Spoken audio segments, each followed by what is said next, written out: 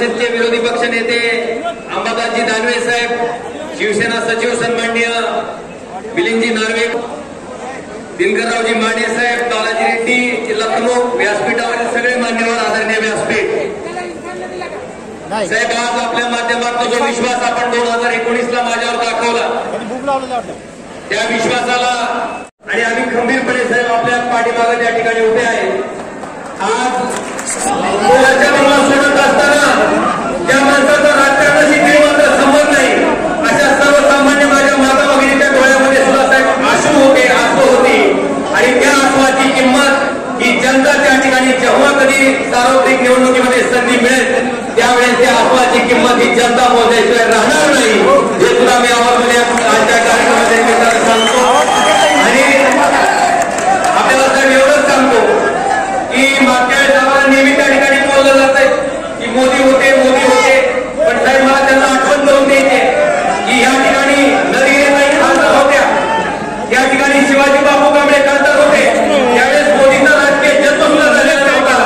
त्यावेळेस शिवसेना प्रमुख बाळासाहेब ठाकरेंना मानणारा शिवसैनिक त्या ठिकाणी होता आणि सलग 3 वेळेस खासदार मोदींचा राजकारणात प्रवेश नसताना त्या ठिकाणी निवडून द्यायचं काम इथल्या सामान्य शिवसैनिकांनी केलंय.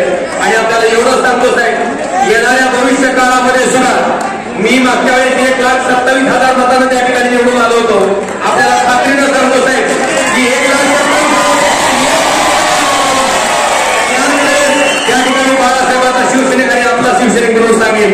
एवढंच मी या ठिकाणी नम्रपणे नमूद करतो. आणि निश्चितपणे आपल्याला साहेबांना ऐकायची उत्सुकता आहे, त्याच्याबद्दल आपल्यामध्ये आणि साहेबांमध्ये न येता माझ्या शब्दांना विराम देतो. धन्यवाद.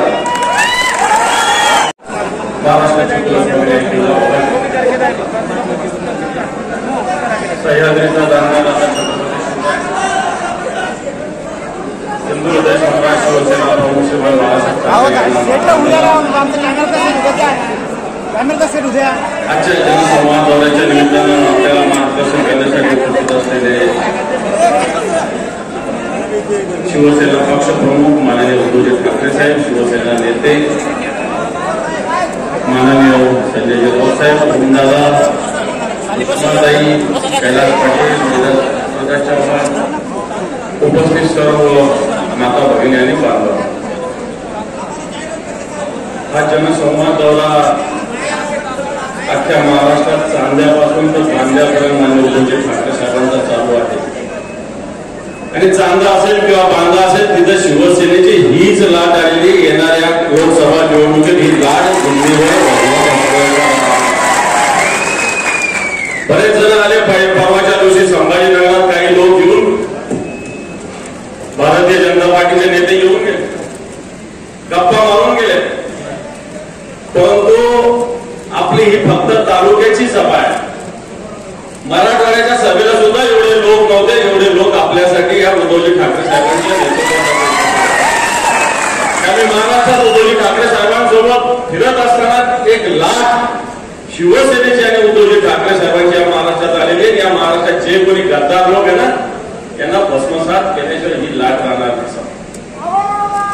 कारण आज या महाराष्ट्रात फिरत असताना या महाराष्ट्रातले वेगवेगळे विषय, आज या महाराष्ट्रात गद्दार लोकांचं सरकार काम करत आहे. या महाराष्ट्रामध्ये वेगळ्या प्रकारे कृपा केली. महाराष्ट्राला एवढे कोटी रुपये दिल्याची घोषणा परवाच्या सभेत होते. परंतु या महाराष्ट्रातल्या शेतकऱ्याला मागच्या 1.5-2 वर्षाच्या काळात काय मिळाला हा प्रश्न महाराष्ट्रातील शेतकरी या सरकारला विचारतात. या तालुक्यात सुद्धा एक आमदार आहे, ते फडणवीस साहेबांच्या बहुधा BA होते आणि आता आमदार झालेले. आणि असताना अनेक घोषणा केल्या, अनेक विषय केले. त्यांनी सांगितलं की जे मातीचे रस्ते ना याचा जनक मी आहे म्हणजे.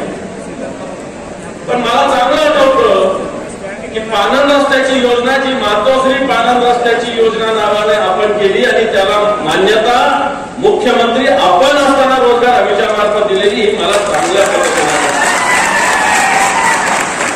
मग कोणाचंही पूर्ण झालं तर ते आपलाच जावं म्हणायचं.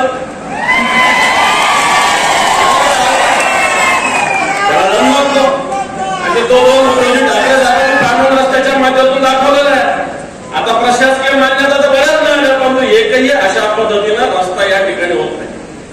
या तालुक्यात जे कोणी नेतृत्व सध्या करतात फार जवळचे असं म्हणतात, पण औसा विधानसभा मतदार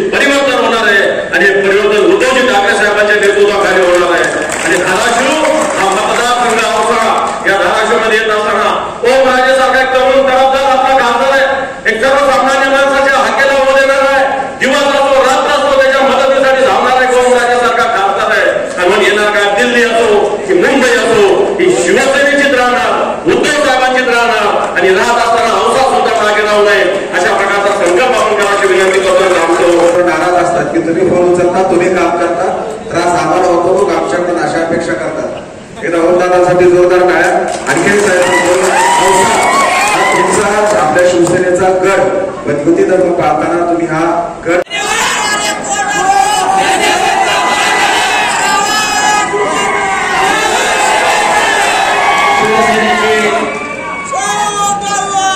आदरणीय पक्षप्रमुख माननीय उद्धव ठाकरे साहेब, विरोधी पक्षनेते अंबादासजी दानवे, तुमच्या सगळ्यांचे लाडके खासदार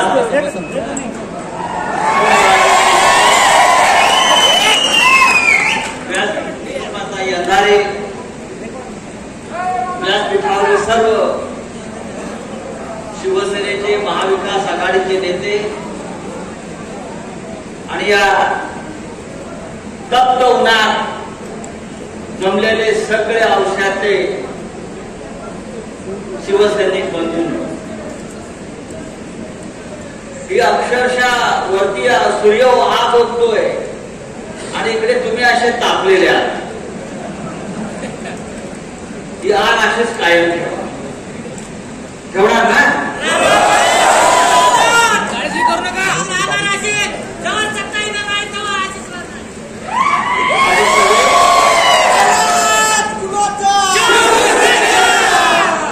शिवसेना कोणाची? गद्दारांचं काय करणार? शिवसेना फक्त बाळासाहेब ठाकरेंची आणि शिवसेना माननीय उद्धव ठाकरे साहेबांची.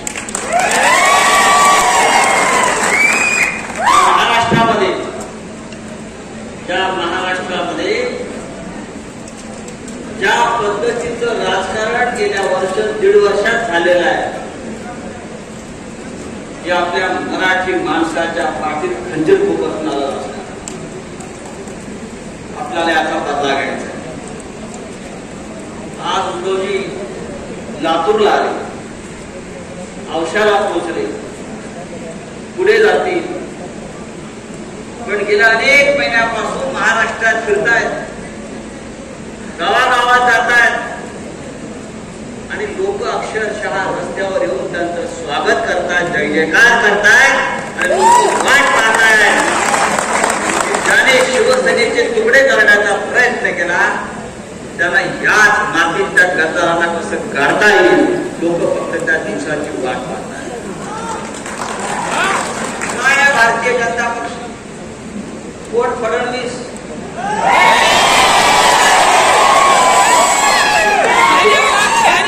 चोरांचे सरदार?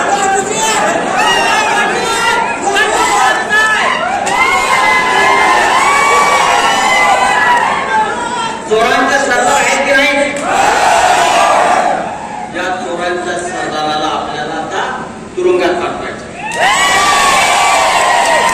आमदार पीए होता त्यांचा म्हणतात.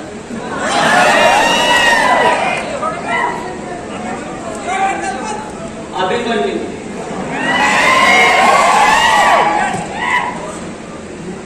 हा सुद्धा त्या चोरांचा सरदारापैकी एक बिंदू आहे.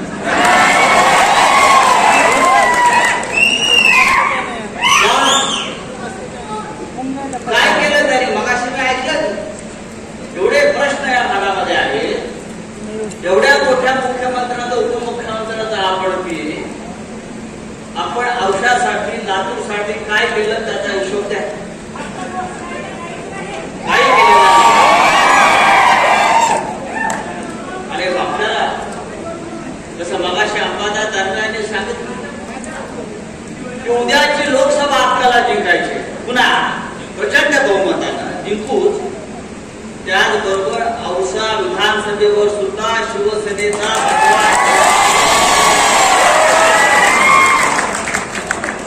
हे मोदी सगळे झूट आहे, लक्षात घ्या.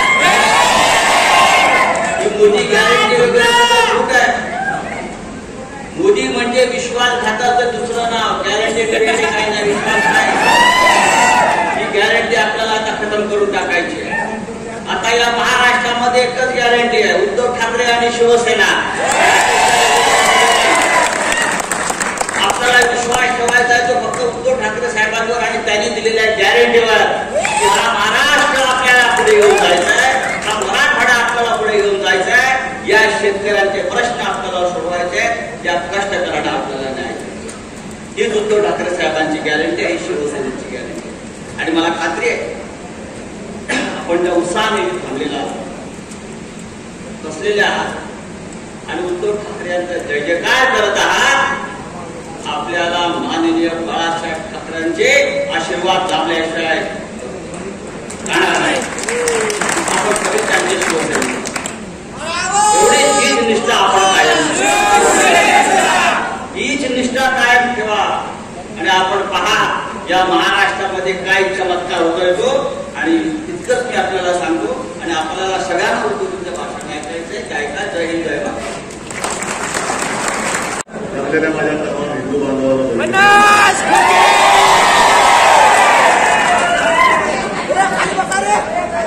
मी आज येताना पेपरमध्ये वाचलं की कोणीतरी गद्दारांपैकी एकाने माझ्यावर टीका केली की मी लोक आज फिरतोय कुटुंब संवादासाठी. त्याने असं म्हटलं की हे आता मुख्यमंत्री नाहीये पण मुख्यमंत्री असल्यासारखेच फिरत आहेत. पण माझ्या लक्षात आलं मी मुख्यमंत्री नाहीये, कारण मुख्यमंत्र्यांच्या कार्यक्रमाला रिकामे सभा खुर्च्या असतात, माझे मंडप असतील, मैदानं गच्च भरलेली असतात, त्याच्यामुळे मी मुख्यमंत्री नाही. एक 2 दिवसापूर्वी मी मावळमध्ये होतो, रायगड, आणि संध्याकाळची सभा होती उरणची. अक्षरशः थंडी वाजत होती आणि त्याच्यानंतर आज इथे आलं तर घामाच्या धारा पडतात. सांगण्याचा मुद्दा तुम्ही म्हणाल हे आम्हाला काय सांगताय कौतुक, तर थंडीमध्ये सुद्धा गच्च गर्दी, मैदान गच्च भरलेलं आणि आज या नाही करणाऱ्या गर्मीमध्ये सुद्धा तुम्ही तसेच बसलेला. म्हणजे थोडक्यात काय आता चौकाळलेलं आहे, वाट बघतोय निवडणुका कधी येत आहे. आज मी या 2 दिवसाच्या माझ्या कुटुंब संवादाची सुरुवात करताना पहिल्या प्रथम ओमराजे आणि कैलास तुम्ही सगळे आहातच यांचं कौतुक करतो, कारण यांना सुद्धा लालूच दाखवलेले असेल असं नाही. कैलासला तर दिलाच होता उचलून. पण पहिल्यांदा मला ज्यांनी कोणी सांगितलं की हा सगळा असा कट होतोय आणि आम्हाला जवळपास पळवून नेत आहेत, ते कैलासने सांगितलं. आणि एकटा तिकडनं गाडीतनं उतरून हा परत आला. याला म्हणतात शिवसेनेचा वाद. असं काही लहान माझ्यासमोर लहान मुलं म्हणून त्या हाताने आलं तरी म्हणतोय ओमराजे तुम्हाला म्हणेन कैलास पाहिजे. आणि आमदारात खासदारात मोठी माणसं आहेत बाबा, आणि हल्ली आमदार खासदाराबद्दल काही बोलायची माझी तरी हिंमत नाही. पण तसं नाही, मी आमदार खासदार माझी हक्काची माणसं आहेत.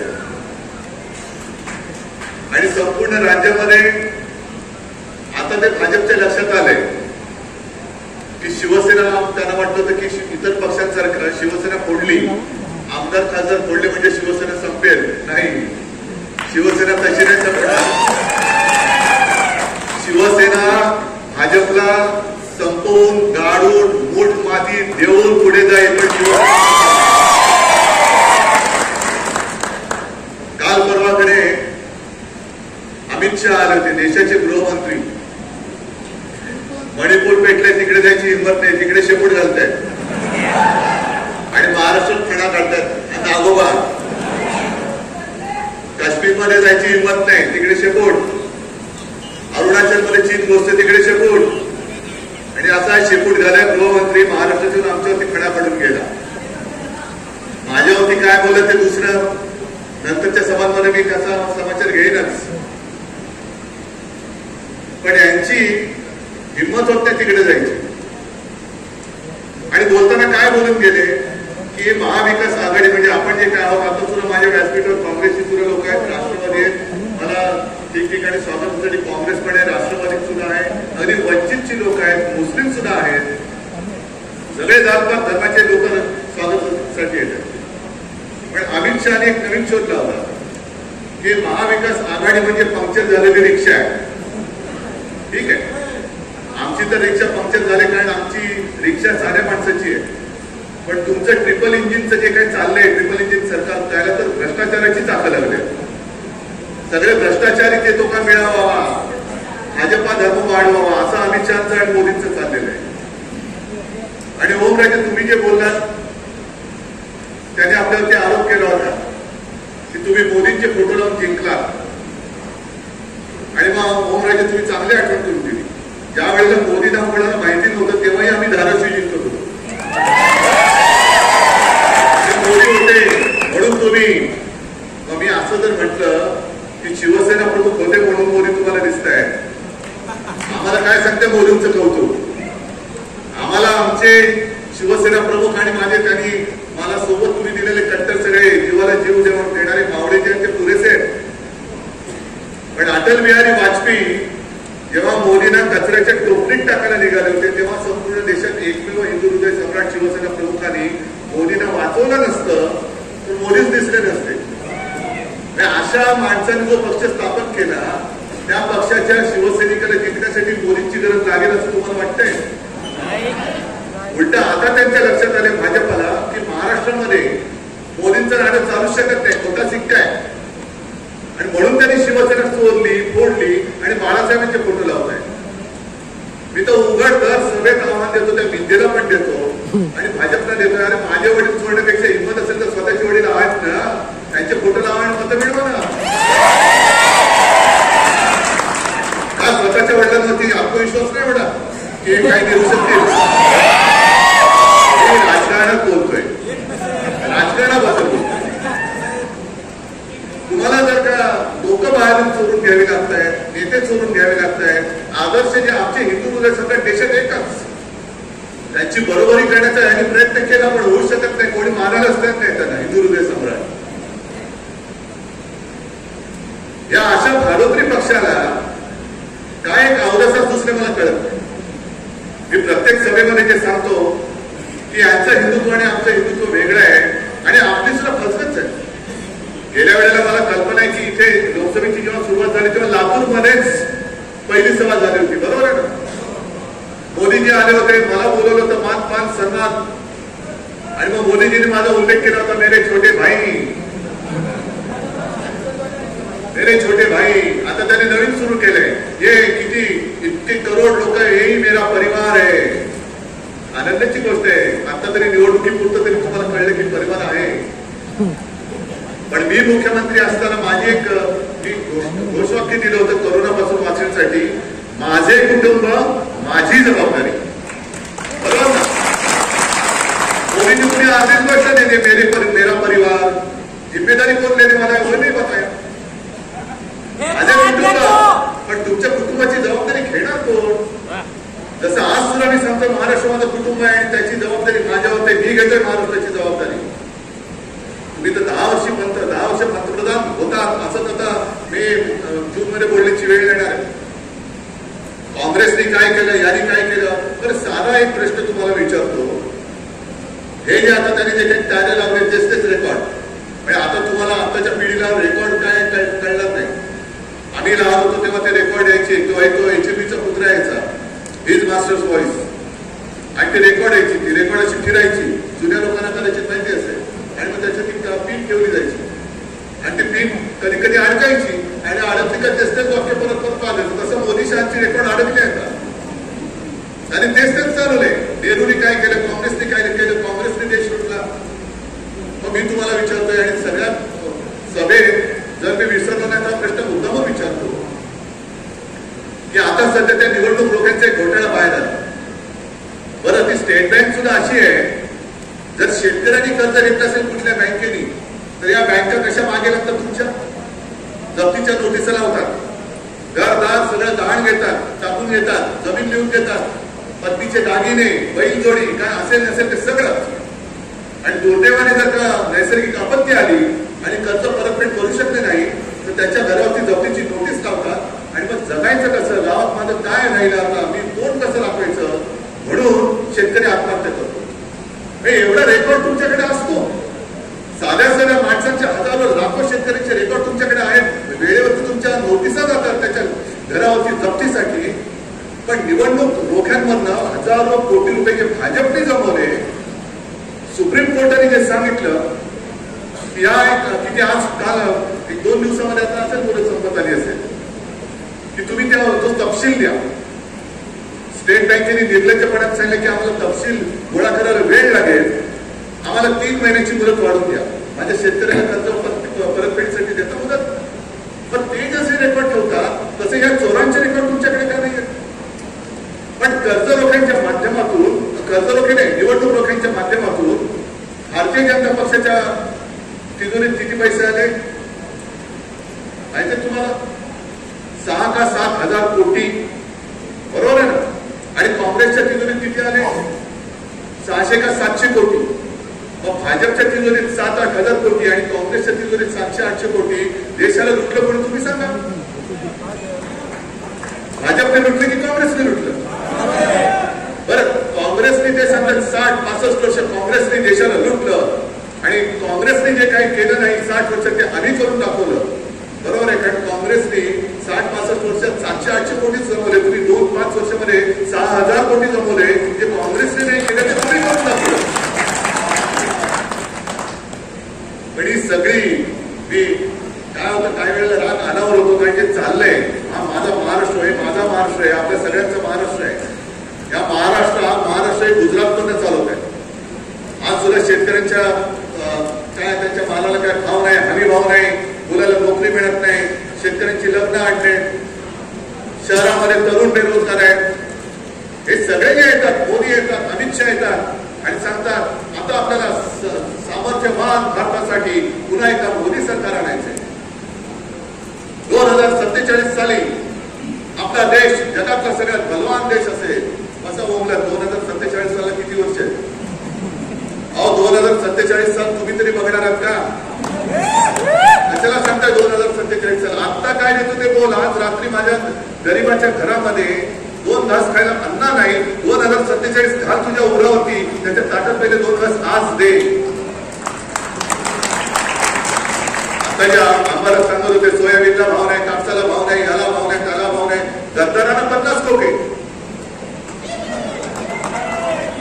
आणि शेतकऱ्याच्या हातामध्ये काय नाही.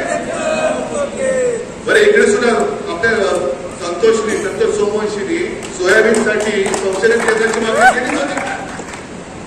आम्ही जे विषय सोडवायला मागत होतो ते बाजूला ठेवले. गेल्या 8-10 दिवसापूर्वी जे आपले अर्थसंकल्प त्यांनी मांडला, अंतरिम म्हणजे तात्पुरता, तो सगळा अर्थसंकल्प मी त्या सभागृहात बसून पाहिला म्हणजे ते सांगत होते, सांगताना मी बघितलं त्यांना. आणि माझी जी प्रतिक्रिया दिली की हा सगळा अर्थसंकल्प हे यांचे सगळे मित्र सगळे सोयरे आहेत, त्यांच्या तिजोऱ्या भरण्यासाठी आहेत. कॉन्ट्रॅक्टर हा सगळा जो काय अर्थसंकल्प आहे, तिथे हजारो कोटीचं काम, इकडे रस्ता देणार, तिकडे रस्ता देणार, हा रस्ता देणार, तो पूल करणार, हजारो कोटीची कॉन्ट्रॅक्ट. कॉन्ट्रॅक्टर जोमात आणि माझा शेतकरी तोमात, असा अर्थसंकल्प आहे. एक बातम्या ऐकल्यानंतर सुद्धा अशी चीड येते.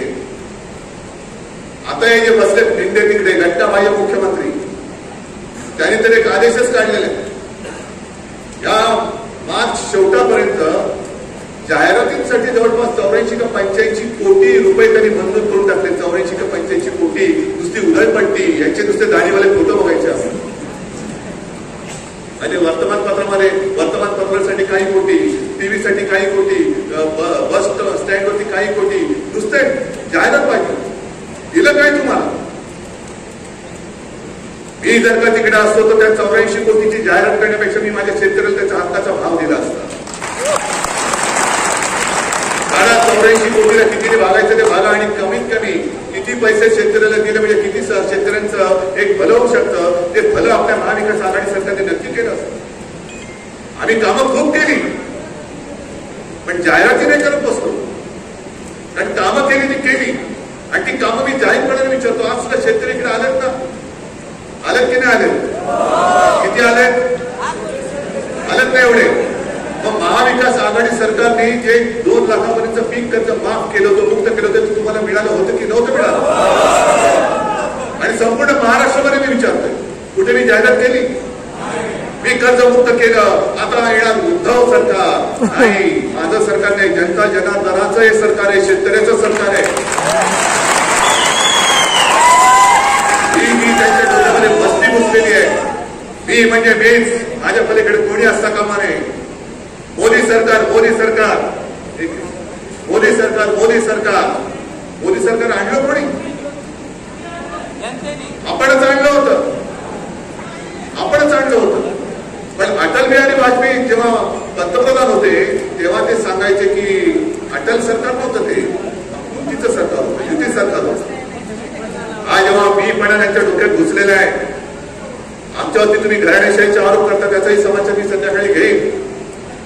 पण घराणेशाही तुम्हाला नकोय, पण आम्ही तुमच्या एकाधिकारशाही विरुद्ध आहोत. तुम्ही जे सगळीकडे मी अरे साधी गोष्ट आहे. आज सुद्धा तुम्ही बघितलं, ते मी सांगतोय म्हणून मी नाही केलं, ही माझी पहिल्यापासूनची पद्धत आहे. हा एवढा मोठा हार, हा नुसता मी हार नाही मारत, त्या हारामध्ये तुमच्या भावना असतात. या हारामध्ये नुसतं फुलांचं होतं नाही, त्या फुलांमध्ये तुमच्या भावना असतात, तुमचं प्रेम असतं. आणि आता सुद्धा तुम्ही बघितलं असाल की एक तर एवढा मोठा हार, मी एवढा काही मोठा झालेला नाही याची मला खात्री आहे, याची मला एक जाणीव आहे. पण मी हा एवढा मोठा हार बघितला तर मी सगळ्यांना सांगतो, आमदार असेल, सुषमाताई या, संजय या, ओमराजे, कैलास या, सगळ्यांना मिळून, कारण तुम्ही सगळे सोबत आहात म्हणून मी आहे, तुम्ही आहात म्हणून मी आहे. पण ही आपली वृत्ती आपण दाखवतोय. मला एक टीव्हीवरती नाही येणार, पण युट्यूबवरती एक व्हिडिओ अजूनही असेल, जे राजनाथ सिंग आपल्या देशाचे आता कोण मंत्री आहेत, संरक्षण मंत्री, म्हणजे स्वतःचं संरक्षण कसं कसं करतील बहुतेक या निवडणुकीमध्ये त्यांना उमेदवारी मिळाली तर. कारण गडकरींचा पत्ता अजून तरी कापलेला आहे. ज्याच्यावरती बेहिशोबी मालमत्ता गोळा केली त्या कृपाशंकर सिंगचं नरेंद्र मोदी आणि अमित शहा हे नाव पहिल्या यादीमध्ये. पण गडकरी जे भाजपचे कट्टर कार्यकर्ते, RSSचे कट्टर कार्यकर्ते, आज पहिली यादी जाहीर होऊन 4 दिवस झाले. सगळे सामसूम, गडकरींना सुद्धा तिकीट मिळेल की नाही, राजनाथजींना मिळाले की नाही माहिती नाही, मिळणार आहे की नाही मला माहिती नाही. पण राजनाथ जेव्हा अध्यक्ष होते त्यावेळेला त्यांनी मोदीजींचं नाव पंतप्रधान पदासाठी सुचवलं होतं. आणि मध्ये जो काही मी व्हिडिओ पाहिला, असाच मोठा हार आणला, सगळ्यांना वाटलं, राजनाथला वाटलं आपण पण घुसायचं, म्हणून ते घुसले. अमित शहा वगैरे दुसरे डोळ्यावर केले, त्यांचं पुन्हा डोकं बाहेर काढलं आणि मग फक्त मोदी उभे राहिले. अरे हा एवढा गर्व, अहंकार नाही, बरोबर नाही. जिथे जिथे गर्वाचे घर खाली ज्याला म्हणतो, तसं आज भाजपचं आणि मोदींचं होणार आहे. गर्वाचे घर खाली केलंच पाहिजे, हा गर्व असायला पाहिजे. आम्ही छत्रपती शिवाजी महाराजांचे मावळे आहोत, आम्हाला गर्व आहे. आम्ही महाराष्ट्राचे सुपुत्र आहोत, आम्हाला गर्व आहे. होय, आम्ही हिंदुत्ववादी आहोत, आम्हाला गर्व आहे. पण आम्ही मोदींचे अंधभक्त आहोत, याचा गर्व आम्हाला कदापि होणार नाही. आणि असा गर्व ज्यांच्याकडे आहे आणि त्यांच्या पालख्या व्हाव्या, आम्हाला त्याची शिल्लक पडली नाही. हा खरा औसा मतदारसंघ मगाशी उल्लेख झाला की कोणाला तरी PA-साठी, आणि खरं आहे. कारण जागा वाटप झाल्यानंतर, कारण हा मतदारसंघ आपल्या दिनकररावने 2 वेळा जिंकला होता. आपला मतदारसंघ आहे, आपला मतदारसंघ आहे. गेल्या वेळेला जागा वाटप झालं आणि फडणवीस स्वतः आले. काय उद्धवजी जरा काय म्हटलं, काय झालं त्या, तो कोण, तो काय, तो तुम्हाला माहिती आहे कोण, तो चक्रव्यूहात फसलाय, बरोबर ना. मग ह्याच्यासाठी म्हटलं कोण हा, त्या माझं PA. अरे म्हटलं PA-ला मी कसं देऊ, माझा तिकडे माणूस आहे. नाही तुम्ही काही करा, काही करा, काही करा, काही करा. ठीक आहे, आपण थोडंसं एक माणूस की जपणारी माणसं. तेव्हा मला काय माहिती होते पाठीकडनं मार करणार आहे, आणि म्हणून मी त्याला हो म्हटलं. पण आता नाही, आता पाडायचा. आता यावेळेला खासदार तर निवडून आलाच पाहिजे, आणायलाच लागेल.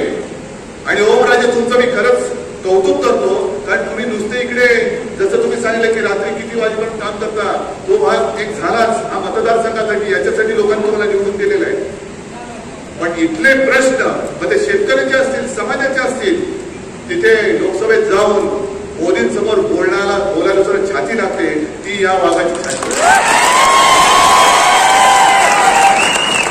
आणि आता सगळे एक शेपूट घालून पळाले तिकडे, कारण हिंमत नाही ना. डोळे वर करून बघायची काय नुसते झापडं लावून आतमध्ये जातात आणि झापडं लावून बाहेर येतात. लाचार आहेत लाचार, एकदम लाचार शिरोमणी आहे. आणि म्हणून जे काही त्यांनी जो खेळ केलाय, म्हणून मी कुटुंब संवाद का म्हणतो की आपली शिवसेना प्रमुखांनी मराठी माणसाच्या न्याय हक्कासाठी आणि हिंदुत्वासाठी म्हणून स्थापन केली.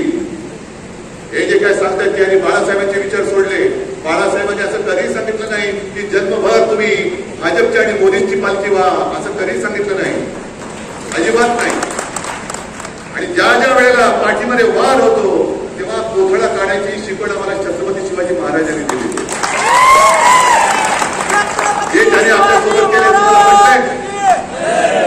जो लवादाने निर्णय दिलाय नार्वेकर, आता हे अध्यक्ष महोदय एका पक्षाचे उमेदवारी घेऊन ही लोकसभा लढणार असं म्हणतायत. अशी जर का तिकडे न्यायदान करणारी माणसं, जसं पश्चिम बंगालमध्ये झालं, आज त्याच्यावरती एका वृत्तपत्राने अग्रलेख दिले की एका न्यायमूर्तींनी राजीनामा दिला आणि भाजपात गेले निवडणूक लढायला. पण सगळ्यात महत्वाचं म्हणजे त्याच्यात त्यांनी म्हटलेलं आहे की भारतीय जनता पक्ष मला संपर्क करत होता, मीही त्यांच्या संपर्कात होतो. असा माणूस किती वर्ष तिकडे न्यायमूर्तीच्या खुर्चीत बसला होता. ही अशी संपूर्ण पद्धत नासून टाकायला निघाली आहे. आणि त्याच्यासाठी एकच शेवटचं न्यायालय हे माझ्या जनतेचं न्यायालय आहे, त्या जनतेच्या न्यायालयाची. आणि मला खात्री आहे तुम्ही डोळे उघडे ठेवून सगळे बघतात, यांच्या भूलथापाला तुम्ही फसणार नाही याची मला खात्री आहे ना. काय नाही तर येतील परत. भाई और बहनों, 2050 तक आप सभी लोगों को मैं चांद पर घर दे दूंगा, मेरी गारंटी है. अरे 2050 तुम्ही पण नाही बघणार, आम्ही पण नाही बघणार. घर कोण बघणार, कुठे जाणार, तुम्ही तुमचे त्या नावाने घर भरणार हे आम्हाला कळतंय. पण ही मोदी गॅरंटी म्हणजे इतर पक्षातल्या लोकांसाठी ती गॅरंटी आहे. नमो महारोजगार मेळावा असं त्यांनी काहीतरी नाव ठेवलेलं आहे. नमो महारोजगार म्हणजे काय, इतर पक्षात जेवढे भ्रष्ट असतील त्यांना स्वतःच्या पक्षात घेऊन मंत्रीपद द्यायचे आणि कामाला लावायचं. म्हणजे तुम्ही किती भ्रष्टाचार केलाय? 5 कोटी, 50, जरा 500 कोटी, ये 70,000 कोटी. अरे बाबा ये 70,000 कोटी घोटाळे केले यांनी. याला तो उपमुख्यमंत्रीच केला पाहिजे. 70,000 कोटी ज्याच्यावरती आरोप केले त्याला उपमुख्यमंत्री केला असेल तर मुख्यमंत्र्यांचं गणित काय असेल मला नाही माहिती. पण आज हीच मोदी गॅरंटी आहे की किती पण भ्रष्टाचार करा, किती खा, भाजपात या, आपका बाल भी बाका नहीं होगा, ही मोदी गॅरंटी आहे. आणि त्या गॅरंटीलाच आपल्या छत्रपतींची शपथ घेऊन, आई तुळजाभवानीची शपथ घेऊन महाराष्ट्राच्या मातीमध्ये गाडून टाकायचे, पुरून टाकायचे. मला खात्री आहे की तुम्ही एकदा जर का चौताळून उठलात तर महाराष्ट्रासमोर कोणतेही असं आव्हान राहत नाही की जे अशक्य आहे. आणि त्या विजयासाठी नव्हे, मी तर त्या विजयाची जबाबदारी अगदी खासदार आणि आमदाराच्या विजयाची गॅरंटी ही तुमच्याकडनं घेतोय. विजयाची गॅरंटी तुम्ही मला द्यायची. आणि कदाचित मी प्रचाराच्या सभेला येणार नाही, उलट मी तर आता असं ठरवतोय की प्रचाराच्या सभेला जायचंच नाही. चालेल ना रे? आणि विजयाच्या सभेला यायचं. विजयाच्या सभेला आणि वाजत गाजत पहिला मला आपला खासदार आणि त्याच्यानंतर आपला आमदार दोन्ही विजयाच्या सभेला तुम्ही बोलवल्याशिवाय राहणार नाही अशी खात्री बाळगतो आणि आपली रजा घेतो. जय हिंद, जय महाराष्ट्र. सोडीमुख नाम आहे, थोडा कार्यक्रम बाकी आहे. कोणीही मुख नाम आहे. आदरणीय उद्धवजी साहेब काही मंडळी आपल्याला सोडून गेली होती, त्यांना परत पक्षामध्ये यायचं आहे.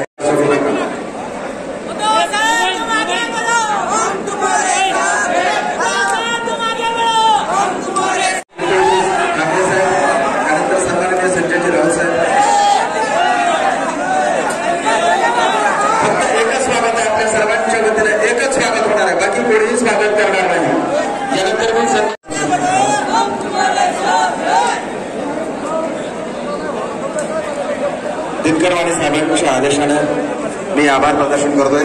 आपण आलात आजच्या या जनसंवाद यात्रेत सहभागी झालात. सन्माननीय आपले कुटुंब प्रमुख उद्धवजी साहेबांचं मनोगत ऐकलं, त्याबद्दल तुम्हा सर्वांचे मनपूर्वक आभार. पत्रकार बांधवांचे आभार. ध्वनी संक्षेप यंत्रणा